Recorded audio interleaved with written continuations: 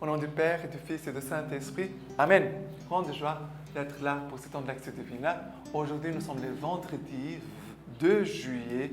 Chaque vendredi, c'est très important, la contemplation de la croix, de prier, de méditer la passion du Christ et aussi de prier pour les souffrants, pour les malades, pour tous les pays qui sont en guerre, prier pour la paix dans notre pays, le Cameroun, mais dans le monde entier.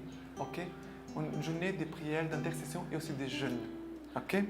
Aujourd'hui, la première lecture, c'est le livre de la Genèse, chapitre 23, versets 1 à 4, après le verset 19, après 24, chapitre 24, de 1 à 8, 62 à 67. La vie de Sarah fut de 127 ans, durée de la vie de Sarah. Et elle mourut à Kiriath Arba, c'est Hébron, au pays de Canaan. Abraham entra faire le deuil de Sarah et la pleurait. Puis Abraham se leva devant son mort et parla ainsi au fils de Heth. Je suis chez vous un étranger et un résident. Accordez-moi chez vous une possession funéraire pour que j'enlève mon mort et l'enterre. C'est ainsi que le champ et la grotte qui y est sise furent acquis à Abraham des fils de Heth comme possession funéraire. Puis Abraham entra Sarah, sa femme, dans la grotte du champ de Macpéla, vis-à-vis de Mamré, c'est Hébron, au pays de Canaan. Abraham était alors un vieillard avancé en âge, et le Seigneur avait béni Abraham en tout. Abraham dit au peuple vieux, serviteur de sa maison, le régisseur de tous ses biens, mets ta main sous ma cuisse. Je te fais jurer par le Seigneur, le Dieu du ciel et de la terre, que tu ne prendras pas pour mon fils une femme parmi les filles des Cananéens, au milieu desquelles j'habite. Mais tu iras dans mon pays, dans ma parenté, et tu choisiras une femme pour mon fils Isaac. Le serviteur lui demanda, peut-être la femme ne voudra-t-elle pas me suivre dans ce pays-ci? Faudra-t-il que je ramène ton fils dans le pays où tu es sorti? Abraham lui répondit, garde-toi bien de ramener mon fils là-bas. Le Seigneur, Dieu du ciel, qui m'a pris de ma maison paternelle et du pays de ma parenté, qui m'a dit et qui m'a juré qu'il donnerait ce pays à ma descendance, le Seigneur enverra son ange devant toi pour que tu prennes une femme de là-bas pour mon fils. Et si la femme ne veut pas te suivre, tu seras quitte du serment que je t'impose. En tout cas, ne ramène pas mon fils là-bas. Isaac était revenu du puits de l'Aï-Roi et il habitait au pays du Negev. Or, Isaac sortit pour se promener dans la campagne à la tombée du soir et, levant les yeux, il vit que les chameaux arrivaient. Et Rebecca, levant les yeux, vit Isaac.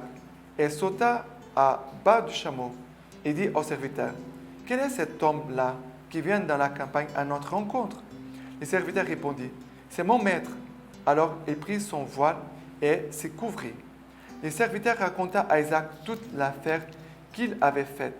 Isaac introduisit Rebecca dans la tente de sa mère, Sarah. Il la prit et elle devint sa femme et il l'aima. Isaac se consola de la perte de sa mère.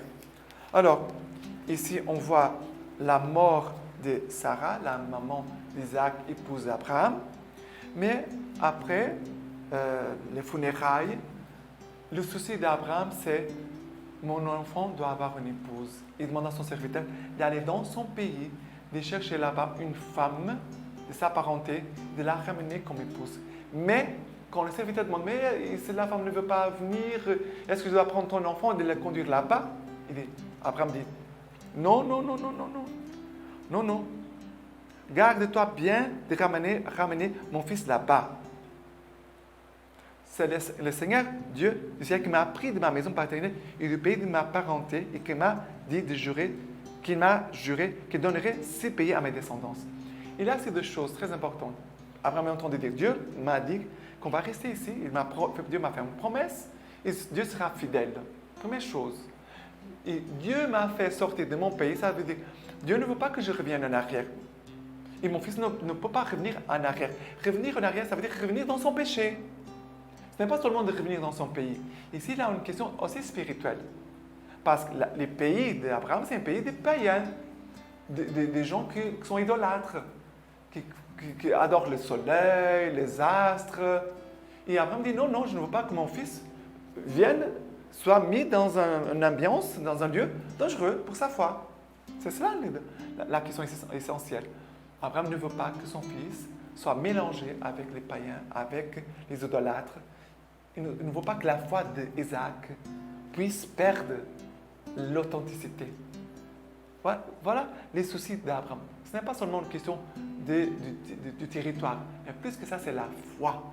Abraham est le gardien de la foi de ses enfants. Et aussi, nous sommes aussi gardiens de la foi des autres.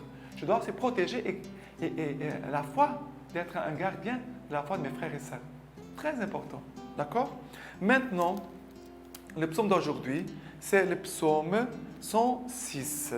106, versets 1 à 5. Alléluia, rendez grâce au Seigneur car il est bon, car éternel est son amour. Qui dira les prouesses du Seigneur fera retentir toute sa louange.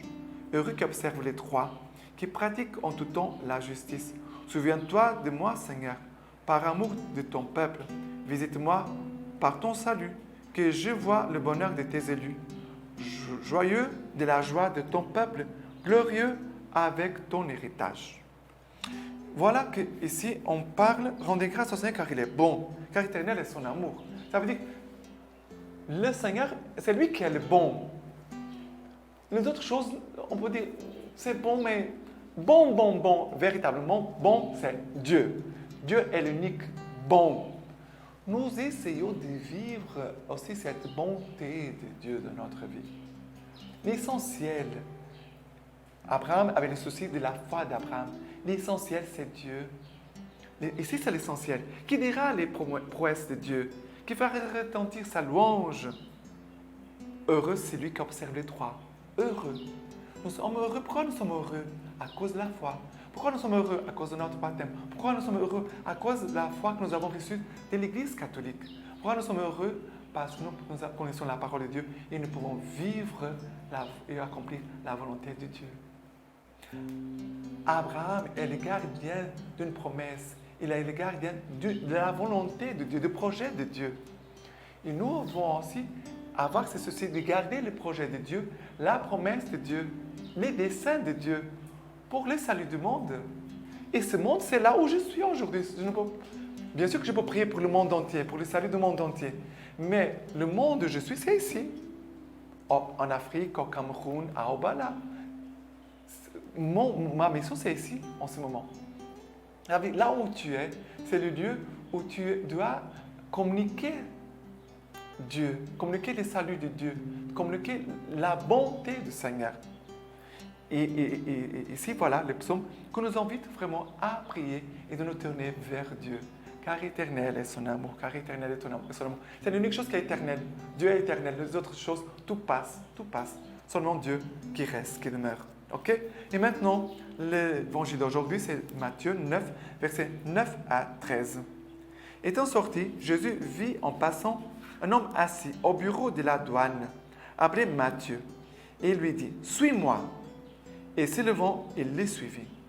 Comme il était à table dans la maison, voici que beaucoup des publicains et des pécheurs vinrent se mettre à table avec Jésus et ses disciples. Ce qu'ayant vu, les pharisiens disaient à ses disciples, « Pourquoi votre maître mange-t-il avec les publicains et les pécheurs ?» Mais lui, qui avait entendu, dit, « Ce ne sont pas les gens bien portants qui ont besoin du médecin, mais les malades. Allez donc apprendre ce qui signifie, c'est la miséricorde que je veux et non les sacrifices. En effet, je ne suis pas venu appeler les justes, mais les pécheurs. » Jésus, voilà, aujourd'hui, il vient à appeler les pécheurs. Il va appeler Matthieu. c'est lui qui va devenir l'apôtre et l'évangéliste Matthieu. Il était un pécheur public. Tout le monde connaissait ces grands pécheurs. Matthieu, un voleur, un traître pour le peuple juif. Et Jésus passe et lui dit, suis-moi. Ça veut dire que Dieu appelle tous à le suivre. Oh, mais cette personne est très mauvaise. Jésus l'appelle. Cette personne qui commet beaucoup de péchés. Jésus l'appelle. Et souvent, regardez, parfois on peut juger beaucoup les autres. Et nous sommes, nous, des grands pécheurs. Parce que c'est lui qui reconnaît que Dieu nous fait miséricorde. Que Jésus veut la miséricorde et non les sacrifices. Ça veut dire Dieu veut nous communiquer sa miséricorde. C'est lui qui la reçoit. Dit, comme Dieu m'a fait miséricorde à moi, misérable pécheur, il peut faire miséricorde à toutes les personnes.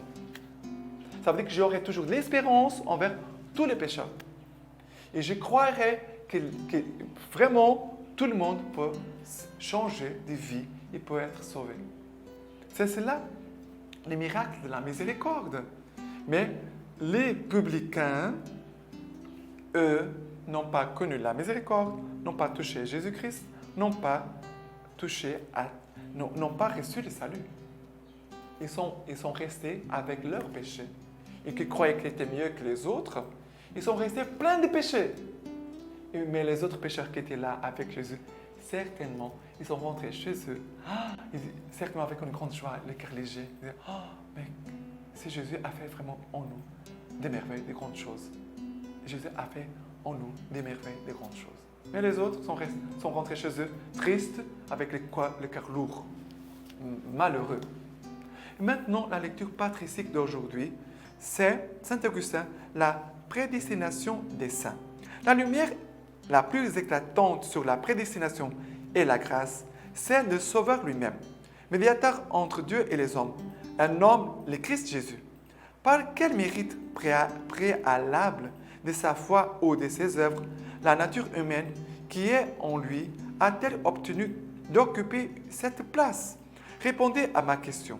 Cet homme, comment a-t-il mérité d'être le Fils unique de Dieu, assumé par le Verbe, coéternel au Père, dans l'unité d'une personne divine?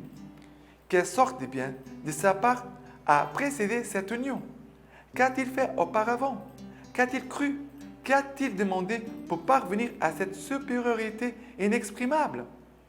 Si cet homme, dès qu'il a commencé d'exister, a commencé d'être le Fils unique de Dieu, n'est-ce pas par l'action et l'accueil du Verbe? C'est pourquoi nous devons découvrir en notre chef la source même par laquelle, selon la mesure de chacun, la grâce se répand dans tous ses membres. Tout homme devient chrétien lorsqu'il commence à croire par cette même grâce qui a fait que cet homme-là, dès son origine, est devenu le Christ. Le chrétien est né par ce même Esprit Saint de qui le Christ est né. La rémission des péchés s'accomplit en nous par ce même Esprit Saint, grâce auquel le Christ n'a aucun péché. Certainement, Dieu a su à l'avance qu'il agirait ainsi. Cette prédestination des saints a donc éclaté au plus haut degré chez les saints par excellence. Qui donc pourrait la nier parmi ceux qui comprennent bien les paroles de vérité? Car nous avons appris que le Seigneur de gloire a été prédestiné en tant que cet homme est devenu fils de Dieu. Jésus a donc été prédestiné, si bien que celui qui devait être le fils de David selon la chair devrait être cependant le fils de Dieu en toute puissance, selon l'esprit de sanctification. Et cela parce qu'il est né de l'Esprit Saint et de la Vierge Marie.